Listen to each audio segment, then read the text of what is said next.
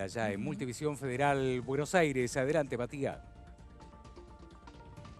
Muchas gracias, Javier. Así es, estamos acá con el doctor Bernardo Bécar Varela, abogado, abogado de familia. Sí. Bueno, este caso que estábamos viendo, el ex marido le tiene que pagar 8 millones de pesos a su ex mujer. ¿Podríamos decir que es un caso de perspectiva de género o que se enmarca dentro del artículo 441 del nuevo Código Civil?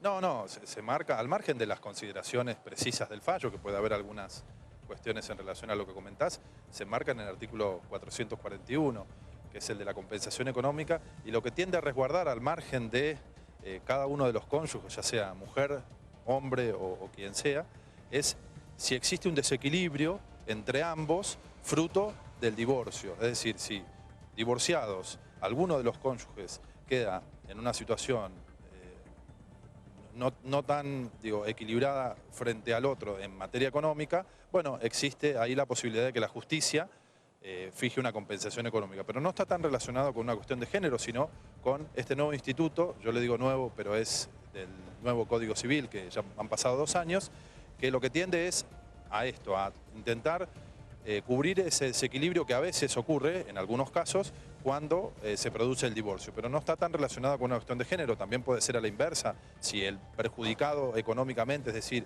si el que ha quedado en desequilibrio es el hombre, ¿no?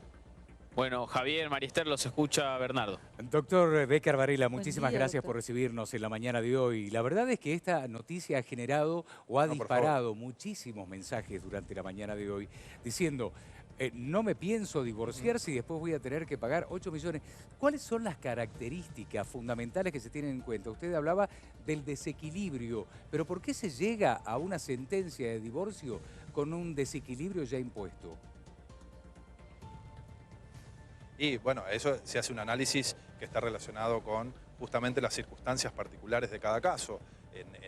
Se puede dar, como por ejemplo en este caso, de una persona que por su edad y por sus ocupaciones durante la convivencia no puede reinsertarse en el mercado laboral y la otra persona sí, y entonces en este caso la Cámara confirmó una resolución de primera instancia que justamente tiende a cubrir esa diferencia que existe. Pero digo, el análisis es sobre cómo cada uno entró al matrimonio, cómo fue la vida económica durante el matrimonio y principalmente a futuro, porque es eso lo que tiende la compensación económica, a futuro cómo quedan las dos partes luego del divorcio. Por eso digo, la compensación económica no es un instituto que se dé siempre en cualquier ruptura o cualquier divorcio. Se tienen que dar justamente esta situación donde particular de que uno de ellos quede con un claro desequilibrio frente al otro, ¿no?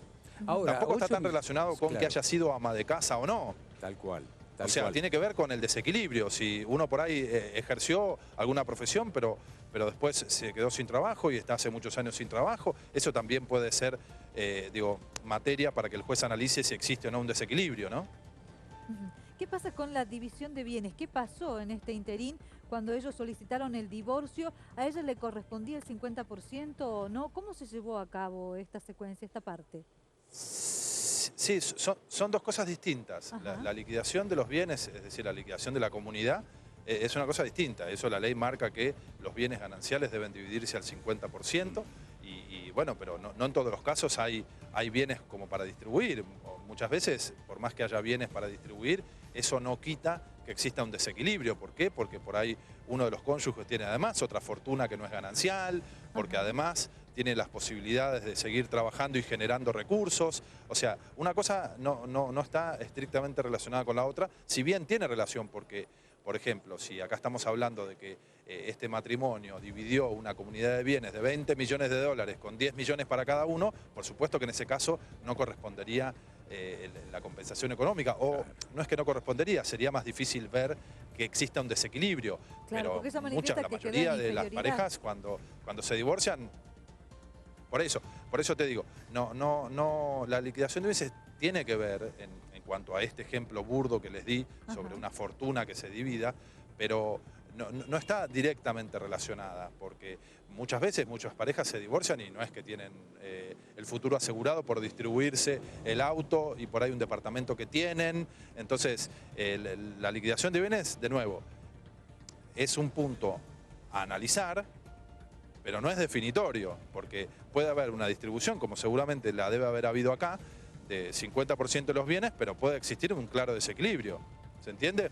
Sí, Se entiende, doctor. Y ahora, 8 millones de pesos, la pareja, el hombre, ¿está en condiciones de pagarlos o es meramente figurativa esta No. expresión en cifras?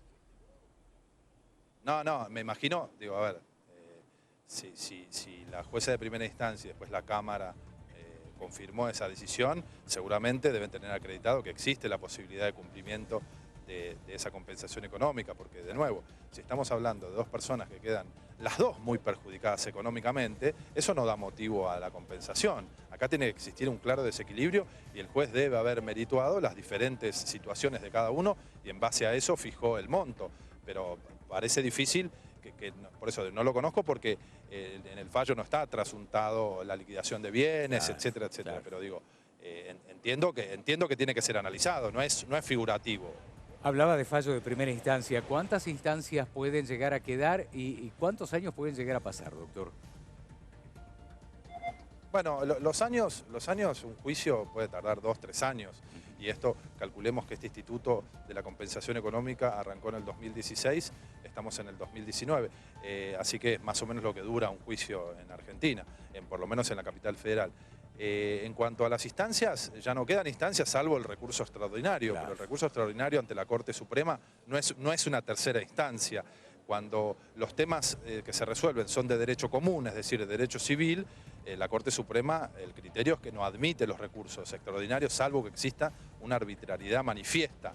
Entonces, en principio, las instancias ya están agotadas, queda el remedio federal, pero justamente es una cosa muy compleja porque no debiera ser materia federal de la Corte Suprema un asunto como este, que es de derecho civil, ¿no? Seguro, doctor, ha sido usted muy gentil, le mandamos un abrazo grande y que tenga un lindo día. No, por favor.